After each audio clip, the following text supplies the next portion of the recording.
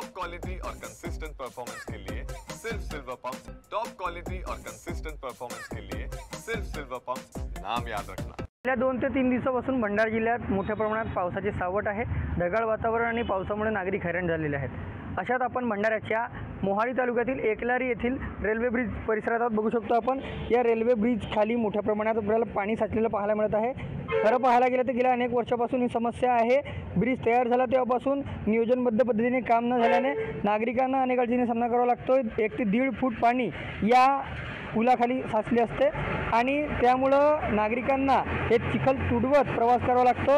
आपण बघू शकतो मोठी वाहनं असली ती देखील अशा प्रकारे इथून प्रवास करतात की अक्षरशः चिखल हा तुडवला जातो आणि दुसरी दुचाकी किंवा दुसरं वाहन या एक वाहन जात असताना जाऊ शकत नाही, कारण की चिखल तुडवत ते वाहन जात असतं आणि त्यामुळे 1 ते 1.5 फूटचा हा जो चिखल आहे हा नागरिकांसाठी खूप त्रासदायक ठरताना दिसून येतो। गेल्या अनेक वर्षापासून ही समस्या असली तरी प्रशासन याकडे जाणीवपूर्वक दुर्लक्ष करत आहे आणि त्यामुळे नागरिकांना हा त्रास सहन करावा लागतोय।